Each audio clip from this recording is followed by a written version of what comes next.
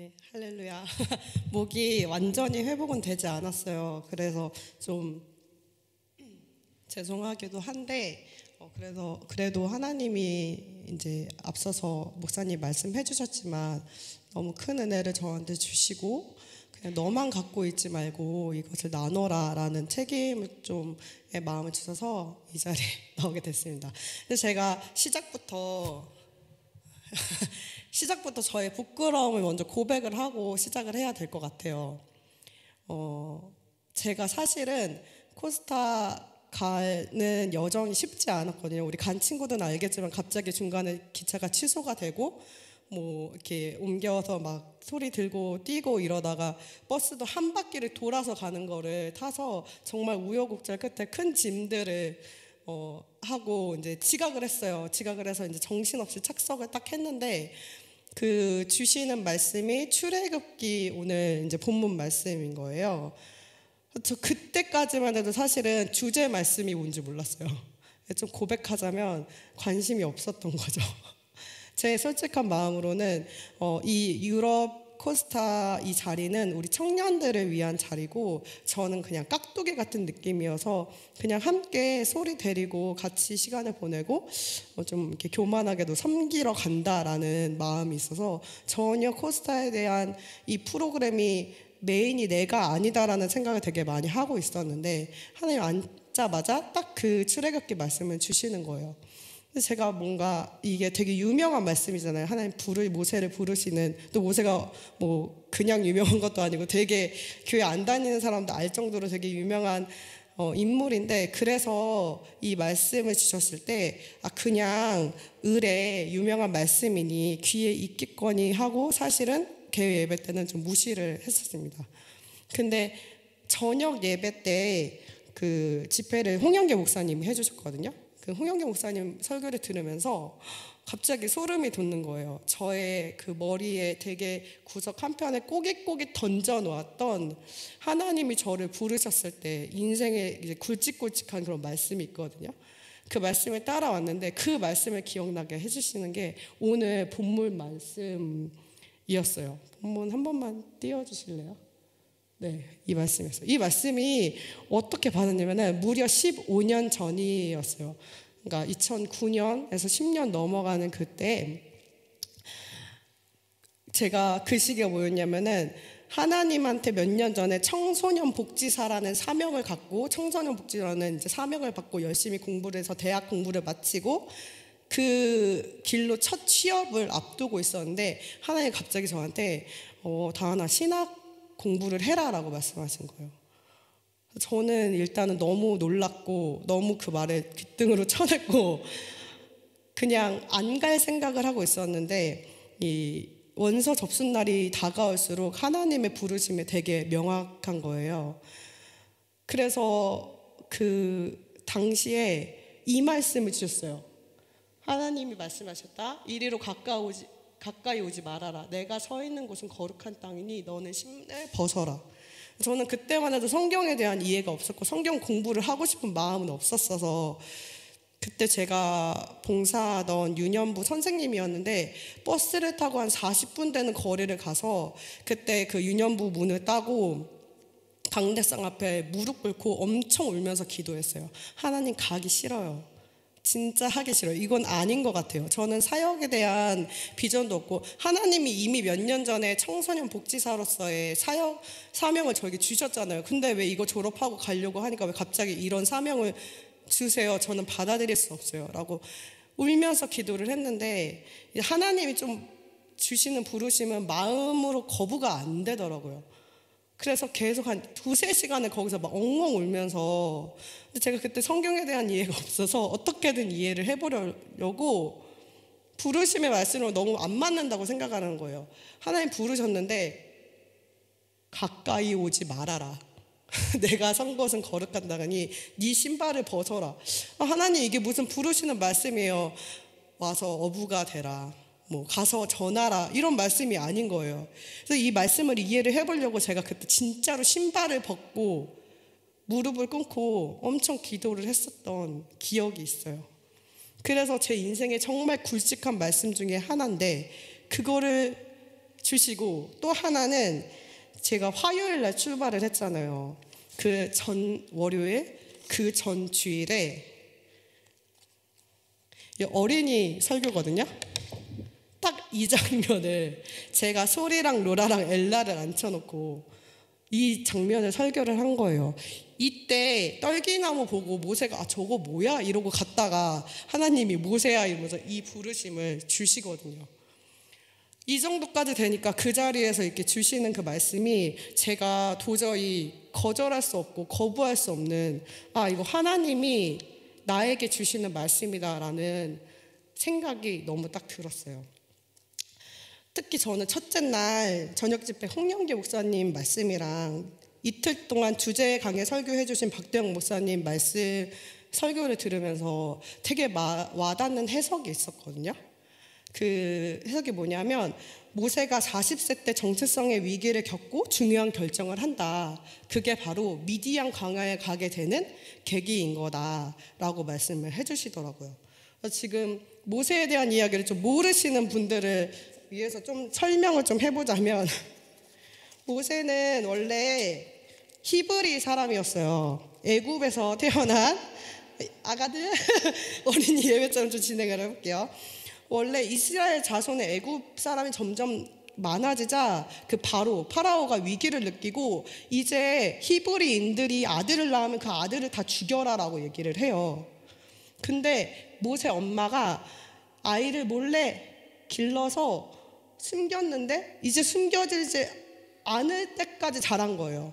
그래서 울면서 갈대로 바구니를 만들어서 이 강물에 띄웁니다. 근데 이거를 딱 우리 공주님이, 이집트 공주님이 딱 발견을 한 거예요. 그래서 모세를 양자로 삼고, 모세는 짜잔 애굽의 왕자로서의 교육과 음식과 모든 것 대우를 받으면서 살아갑니다. 근데 이 모세가 40세 때 자기의 정체성은 히브리인이잖아요. 내가 애굽의 성에 산다고 애굽 사람이 아닌 것처럼. 근데 히브리 사람을 괴롭히는, 이제 노예니까 괴롭히는 애굽 사람을 만나게 됩니다. 근데 그 애굽 사람을 어떤 사건을 통해서 이제 살인을 해버려요. 그래서 모세가 40대 때 그 선택을 한 거예요. 본인의 정체성을.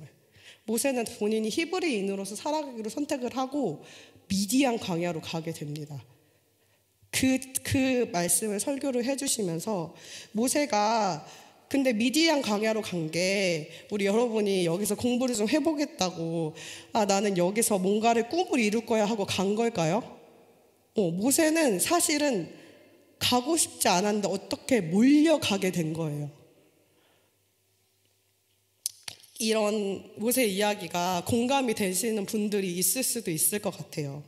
그래서 모세는 이제 광야에서의 삶을 40년 동안 시작을 합니다. 그리고 나서 40년 뒤에 떨기나무 보고 이제 부르시는 장면인 거예요. 오늘 설교 말씀이.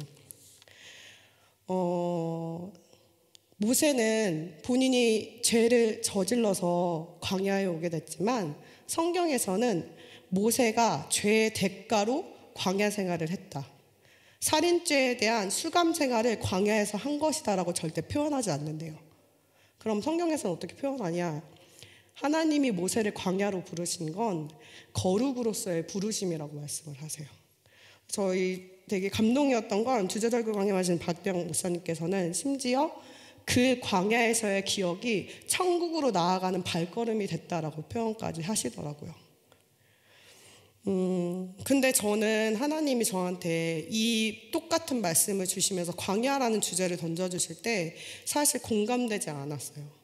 그래서 우리 남편 되는 집 목사님께서 우리 아내가 은혜를 많이 받아서 크게 기도를 했다라고 하지만 사실 답답해서 크게 기도가 나오더라고요. 하나님 무슨 말인지 모르겠어요. 저 이해가 안 가요. 왜냐하면 저 여기 독일 생활하는 거 저번 주 수요일날 딱 1년 되는 날이었거든요. 근데 저는 아직 독일 생활이 너무 좋은 거예요. 근데 광야는 힘든 데잖아요.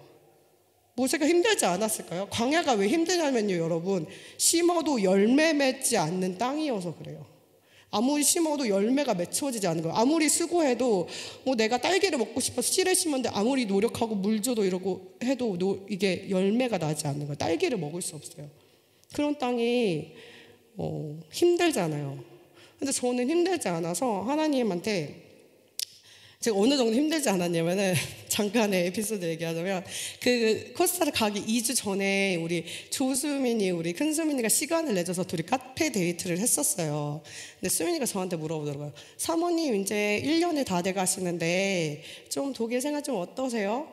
라고 해서 하고 생각을 해봤는데, 제가 어느 정도 좋냐면요, 요즘 제가 나중에 삶을 다 보내고 하나님한테 가기 전에 제 삶을 돌아봤을 때, 나 이때 참 행복했지, 나 이때 정말 감사했어 라고 고백할 수 있을 시기가 지금이지 않을까 싶을 정도로 너무 좋더라고요.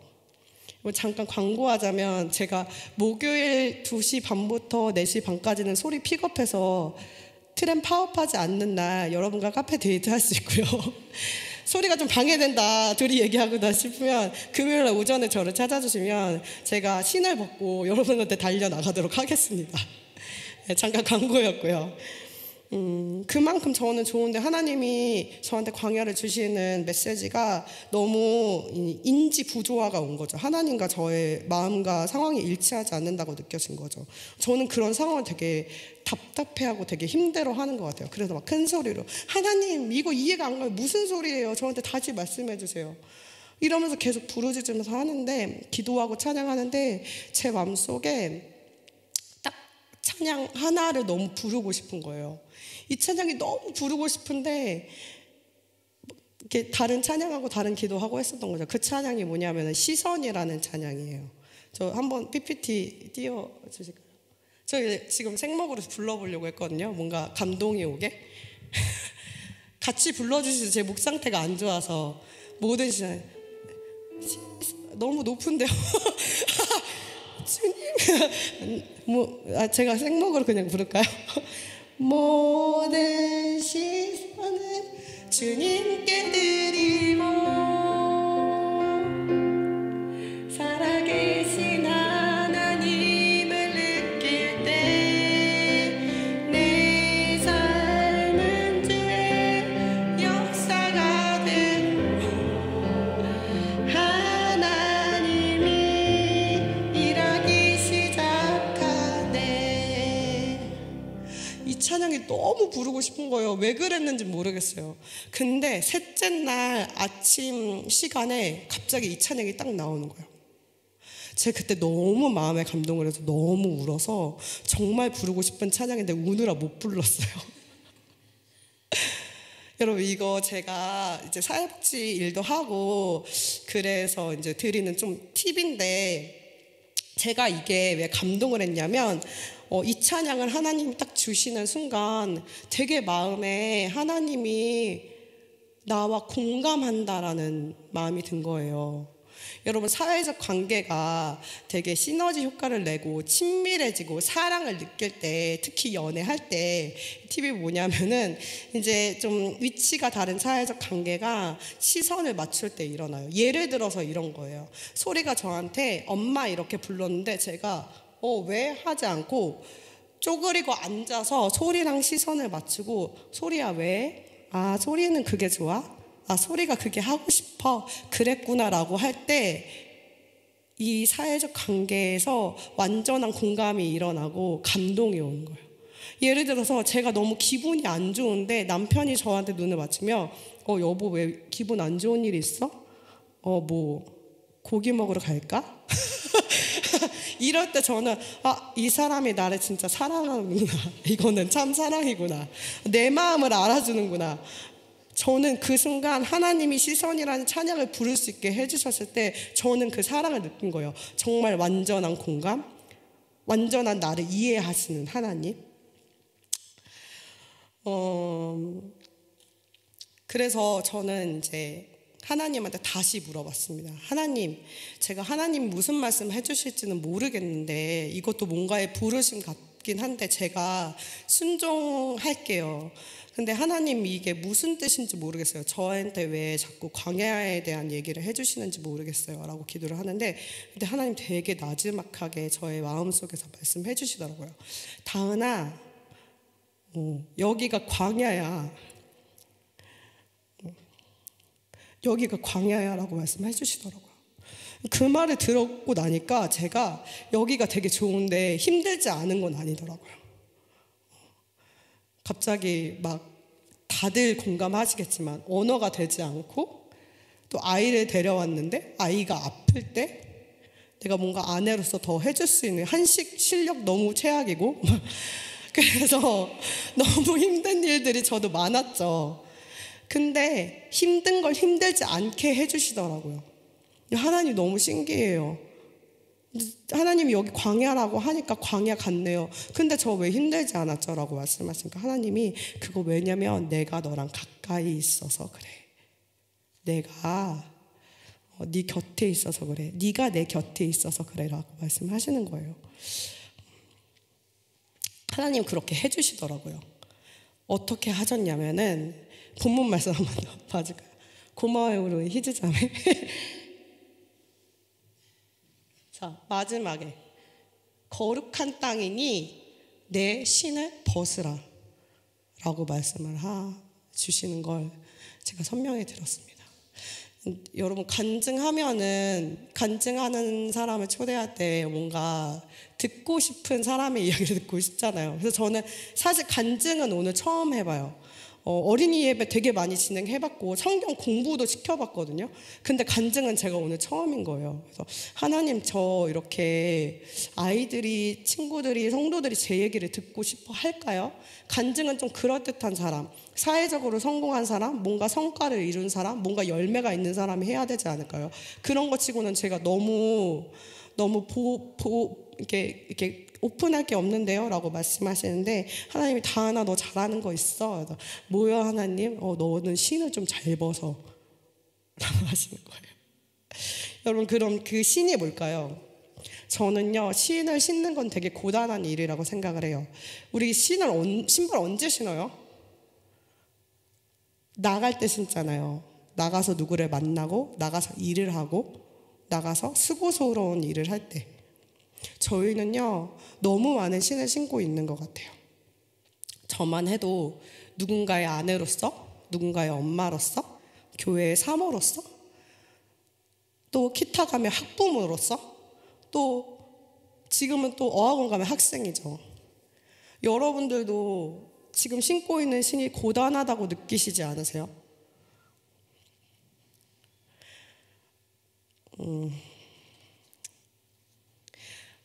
이 사회에서 1인분의 역할을 하기 위해서 열심히 배우고 증진하고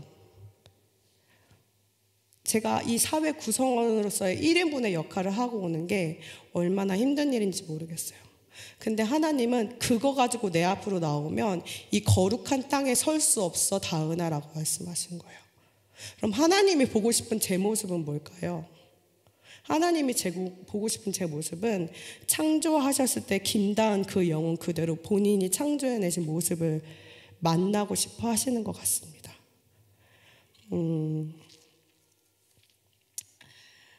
신을 벗는 건 세상에서는 실패라고 표현을 하는 것 같아요. 그래서 제가 여러분들 조금 재밌으라고 부끄럽지만 제가 하나님을 만나러 갈 때 보여드릴 이력서를 짧게 써봤는데요. 한번 띄워주세요.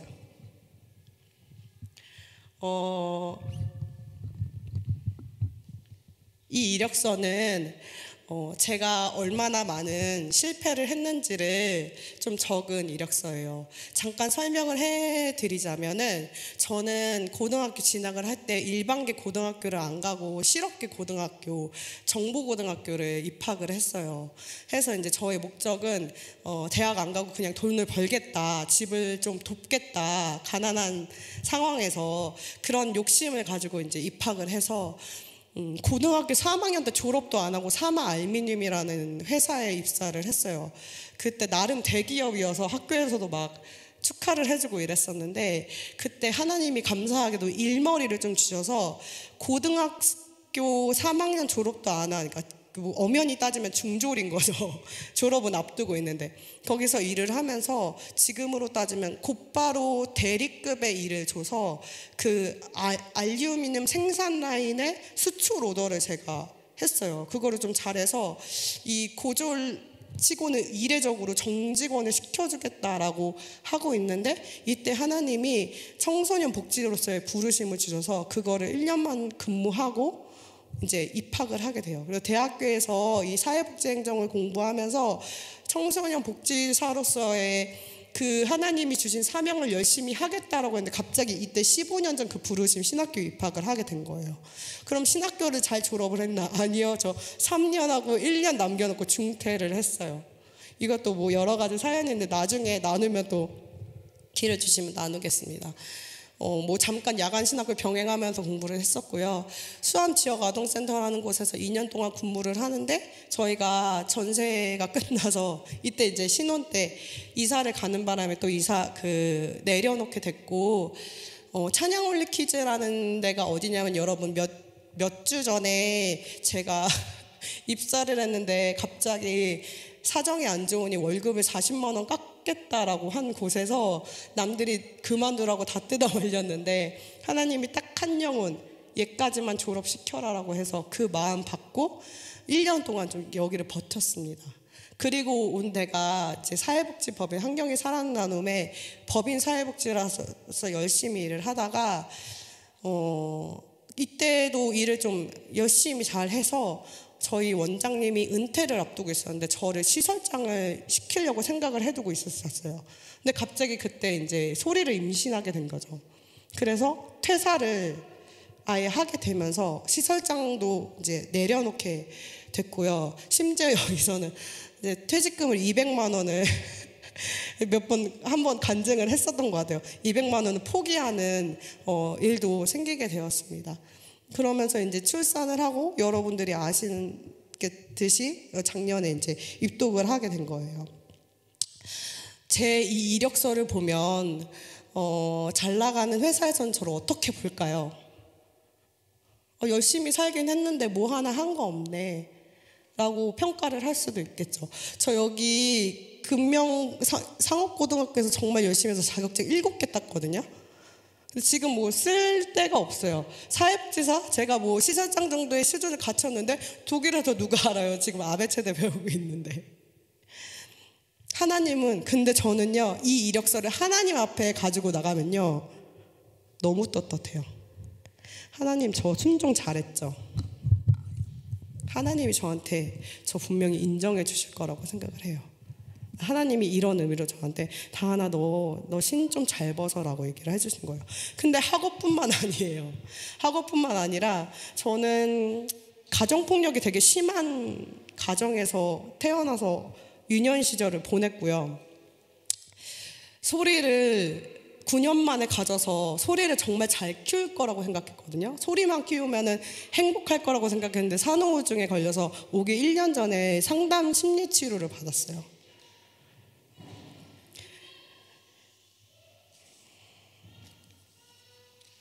여러분, 신을 벗은 저의 모습은 어떻냐면 떨기나무 같습니다. 떨기나무 사진 한번 보여주실래요? 마지막 사진이에요. 이 떨기나무가 성경에서는 딱 어떤 나무라고 표현하고 있지 않는데요. 근데 이 떨기나무를 2가지 종류로 해석을 할 수 있는데, 첫 번째는 그냥 이런 가시덤불이라는 거예요. 그냥 가시덩굴. 2번째는 이게 딸기목과에 있는 나무인데, 이것도 광야에서 자라잖아요. 수분기가 되게 없고 장가시가 말라서 이 떨기나무의 특징은 요만한 불씨가 붙어도 막 화르륵 막 우리 충만 형제가 입고 있는 깜장색 옷처럼 막 깜장색으로 된다는 거예요. 순식간에. 근데 이 떨기나무가 너무 저희의 인생 같지 않나요? 너무 내 멘탈 같지 않아요? 세상에서 뭐만 좀만 한 소리 하면은 막 저 어학원 가면은 막 나 틀렸어 이러면 막 동공지진 오고 막 멘탈 흔들리고 갑자기 말이 안 나오고, 너무 떨기나무가 저 같은데, 그런 떨기나무에 성령의 불이 임하면 타지 않는 거예요. 온전해지는 거예요. 어떨 때? 신을 벗고 나올 때. 하나님이 저의 그런 삶을 칭찬해 주시고, 다하나 앞으로도 너는 많은 신을 벗게 될 거야 라고 말씀하신 거예요. 돌아보니까 그래요. 제가 신 좀 신으려고 하면 하나님 벗기시더라고요. 여러분, 공감하시는 분들이 있어서 몇 분이 고개를 끄덕이시네요. 광야가 두렵지 않으세요? 하나님 좀 제대로 믿으면 광야 제대로 체험하게 될 것 같아서 두렵지 않으세요? 근데 여러분, 신을 안 벗고 있으면 광야에 있어도 내가 받는 내 광야에 갇히게 되는 것 같습니다. 여러분 생각해 보세요. 이미 여기가 여러분들의 광야이지 않으세요? 독일뿐만 아니라 내가 속한 커뮤니티, 내가 속한 가정, 그것이 너무 광야인데 신을 벗어야 광야가 광야 같지 않게 하시는 하나님을 만날 수 있을 거라고 저는 확신합니다. 그래서 하나님이 저한테 그런 마음을 주시는 것 같아요. 다하나 내가 다 알아. 너 광야에서 힘든 거 다 알아. 근데 나와 함께 있으면 광야가 아니야. 네가 경험했잖아. 근데 너뿐만 아니라 우리 자유성 한인교회 지체들 모두가 이걸 누릴 수 있어. 내 곁에 있으면. 이 마음을 주셔서 제가 부끄럽지만 이 자리에 나와서 간증을 할 수 있게 된 것 같습니다. 이 시간 여러분이 부름받은 이 광야에서 모든 신을 훌훌 벗어버리기를 축복합니다. 광야가 광야로 느껴지지 않을 정도로 나를 애정어린 시선으로 바라보시는 그런 하나님의 사랑을 온전히 누리며 살아가시기를 진심으로 여러분 축복합니다. 오늘 이 시간 하나님이 그러길 원하시는 것 같아요. 여러분의 마음에 깊이 공감하길 원하시는 것 같아요. 우리가 찬양 하나 부르고 기도할 텐데 이 시간 그런 하나님의 마음에 깊이 공감할 수 있게 해달라고, 하나님께 시선을 맞춰서 하나님이 내 삶에서 하시는 일을 제가 느끼고 알 수 있게 해달라고, 도저히 벗어지지 않는 신을 벗어버릴 수 있게 해달라고, 내가 무슨 신을 신고 있는지도 모르고 분주하게 살아가는 이 삶에서 이 신을 벗게 해달라고 함께 찬양하고 기도했으면 좋겠습니다.